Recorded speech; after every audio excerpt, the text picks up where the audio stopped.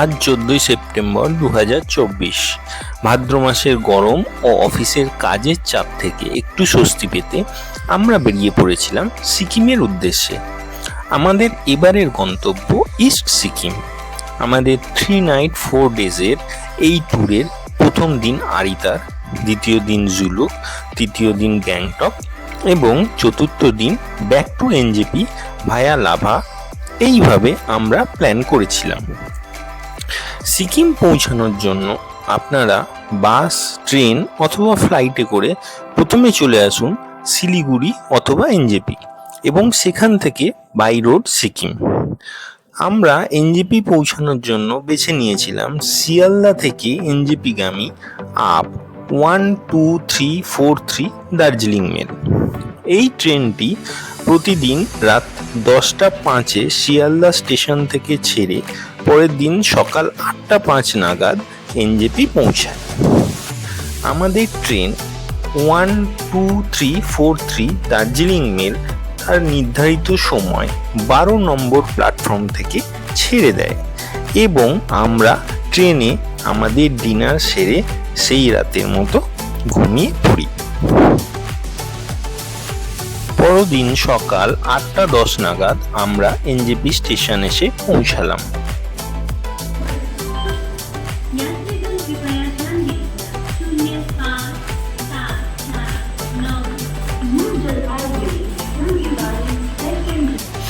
এরপর NJP station থেকে বেরিয়ে আমরা এগিয়ে চললাম ট্যাক্সি স্ট্যান্ডের উদ্দেশ্যে।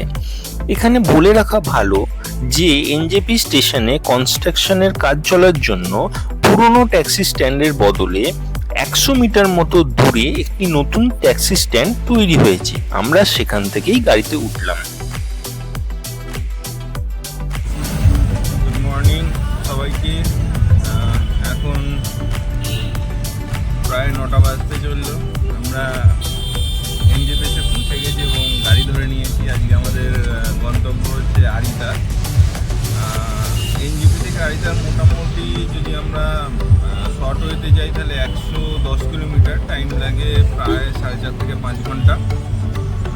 এটা এই রুটটা সেবক হয়ে রংপু হয়ে যে মেন রুট আছে সেটা। আর একটা রুট দিয়েও আরিতার যাওয়া যায়, সেটা হচ্ছে লাভা দিয়ে, ওদলাবাড়ি লাভা এই রুটটা দিয়েও যাওয়া যায়। কিন্তু এই রুটটা অনেকটা ঘুরপথ, মোটামুটি 150 কিলোমিটার, অনেকটা বেশি টাইম লাগে। তো কেউ যদি ভাবেন যে হ্যাঁ লাভা, লোলেগাঁও এগুলো দেখে তারপর আমরা আরিতার যাবো, তো সেটাও যেতে পারেন, সেই অপশানও আছে।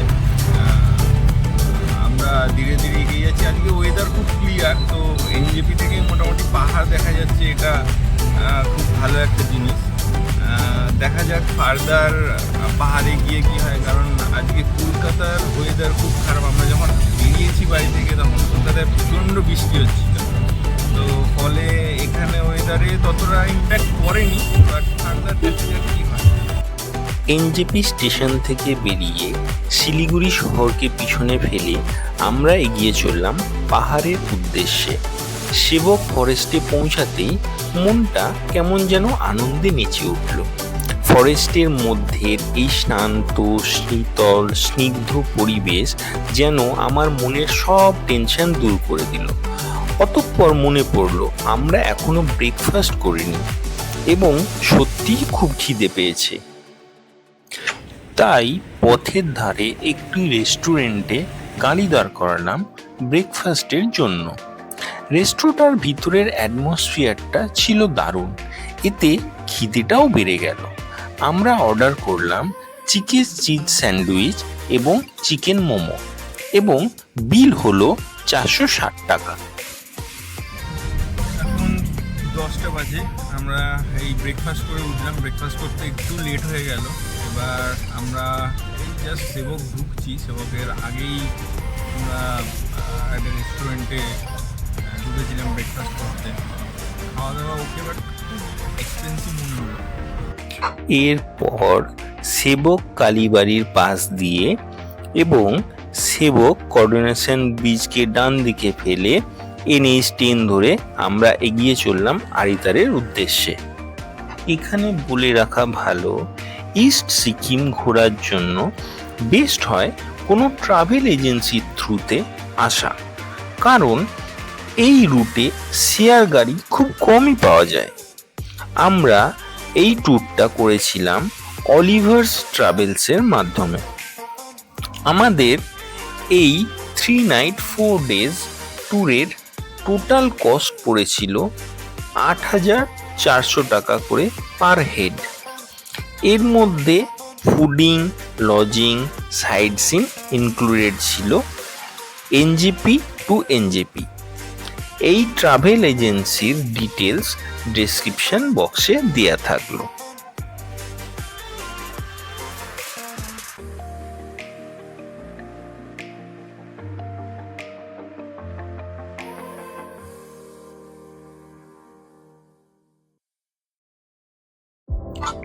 পাহাড়ে এলেও ওয়েদার কিন্তু যথেষ্ট গরম ছিল। পথ চলতে চলতে দুপুর 12টা নাগাদ আমরা এসে পৌঁছালাম তিস্তা বাজার। এই তিস্তা বাজার থেকে দুটো রুট ভাগ হয়। ডান দিকে নিচের রাস্তাটি চলে যায় পেশক, তাগদা, তিনচুলা হয়ে দার্জিলিংয়ের উদ্দেশ্যে। আমরা উপরের রাস্তা ধরে কালিম্পং শহরকে ডান পাশে ফেলে এগিয়ে চললাম সিকিমের উদ্দেশ্যে। এখন বাজে প্রায় 12:30। আমরা কালিম্পং থেকে খুব বেশি হলে 10 কিলোমিটার মতো এসেছি। আসার পরে এখানটা অ্যাকচুয়ালি রিভার রাফটিং হয়, তো ওই জায়গাটায় রাস্তা খুব খারাপ। প্রায় এখানটা আধ ঘন্টা দাঁড়িয়ে আছি এবং আমাদের ড্রাইভার যিনি আছেন রাহুল, উনি বললেন যে আরও মোটামুটি আধ 1 ঘন্টা টাইম লাগবে জ্যামটা কাটতে।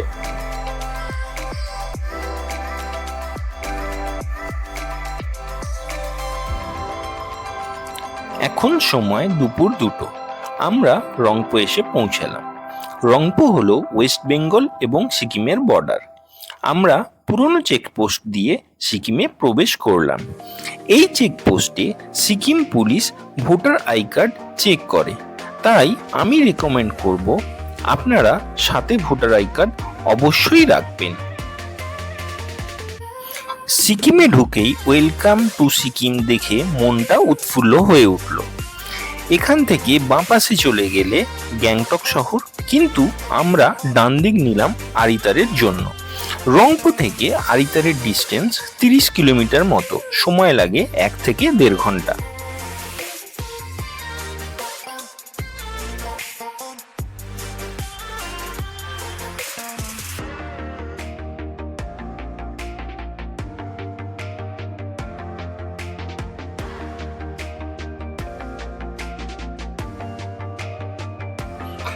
এরপর রংপো থেকে 27 কিলোমিটার মতো দূরে এবং আরিতারের প্রায় 7 কিলোমিটার মতো আগে দুপুর 3টের সময় আমরা এসে পৌঁছালাম রেনক নামে একটি জায়গায়।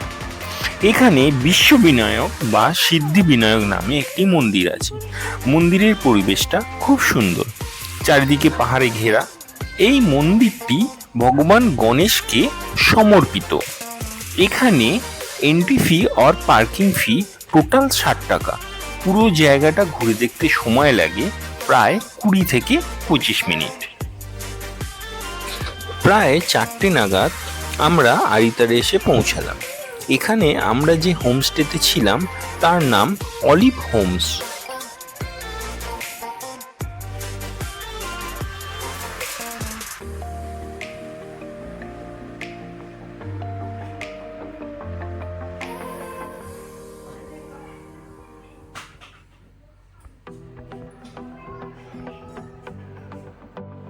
এখন বিকাল 4:30। আমাদের আরিতারে ঢুকতে একটু লেট হয়ে গেল। এটা হচ্ছে আমাদের আরিতারের হোমস্টে। বেশ পরিষ্কার পরিচ্ছন্ন গোছানো। এটা হচ্ছে আমাদের রুম, 302 নম্বর রুম। এখানে একটা কিং সাইজ বেড আছে, এটা একটা সোফা, সাইড টেবিল আছে, আর এদিকে একটা আয়না, টিভি, এবং আপনাদের ওয়াশরুমটা দেখিয়ে দিই। ওয়াশরুমটা এইটা, ওয়াশরুমে গিজার আছে। আর এটা হচ্ছে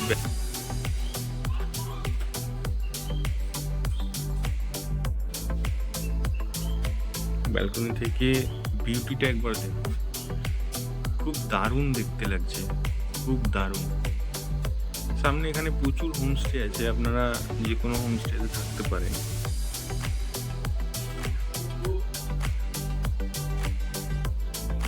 আরিতা ঢুকতে লেট হয়ে যাওয়ায় আমরা ফ্রেশ হয়ে লাঞ্চটা স্কিপ করে একটু চা আর স্ন্যাক্স খেয়ে বেরিয়ে পড়েছিলাম আরিতার লেকের দিকে। আমরা এখন চলে এসেছি আরিতার লেক। তো আরিতার লেক মোটামুটি 4600 ফিট উচ্চতায় আছে। এটা একটা ন্যাচারাল লেক এবং একমাত্র সিকিমের বোটেবল লেক। এটা ছাড়া সিকিমের কোনো লেকে বোটিং করা যায় না। তো আপনাদের দেখাচ্ছি কতটা প্রাকৃতিক সৌন্দর্য এখানে আছে, আসুন দেখা যাক।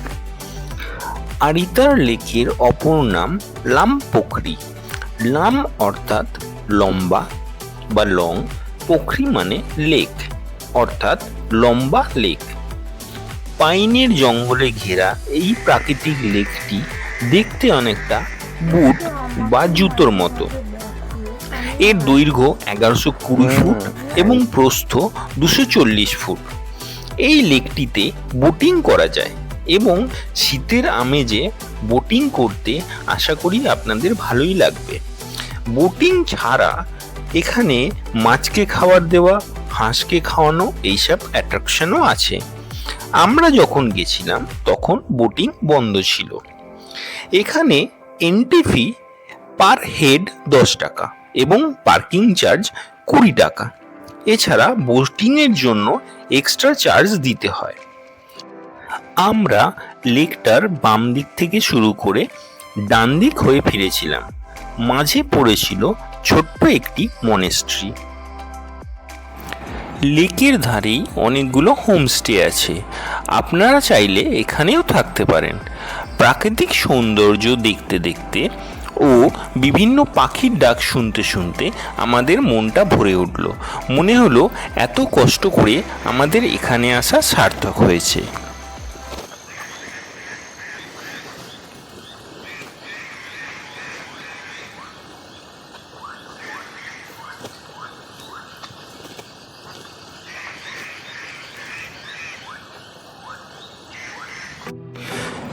রাস্তায় শ্যাওলা ও জল থাকায় রাস্তাটি খুব স্লিপারি ছিল, তাই আমাদের একটু সাবধানেই পা ফেলতে হচ্ছিল।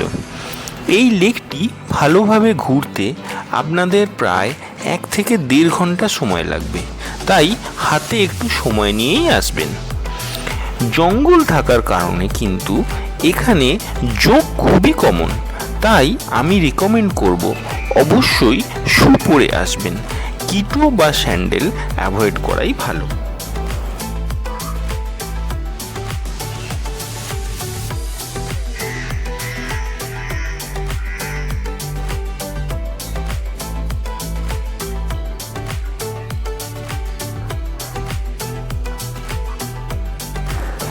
আমরা এই গুম্ফার কাছে চলে এসেছি। লেকের ওপার থেকে যে গুম্ফাটা দেখা যাচ্ছিল আমরা তার কাছে চলে এসেছি। এই যে সেই গুম্ফা। এরপর আমরা সিঁড়ি দিয়ে এই মনেস্ট্রিতে উঠলাম, যেটা লেকের ধারেই অবস্থিত। মনেস্ট্রি থেকে লেকটা দেখতে খুবই সুন্দর লাগছিল। মনেস্ট্রিতে বুদ্ধদের এক গুরু আছেন, ওনার নাম গুরু রিম্পোচে। ওনার মূর্তি এখানে করা আছে।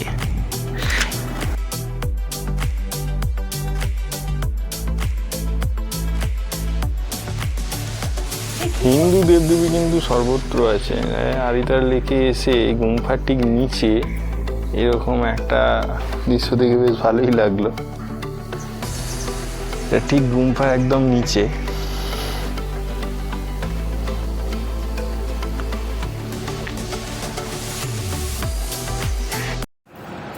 পরের দিন আমরা Aritar monastery Mankhim view point দেখে জুলুকের উদ্দেশ্যে রওনা দেবো। ব্লগটি আপনাদের কেমন লাগলো অবশ্যই কমেন্ট করে জানাবেন।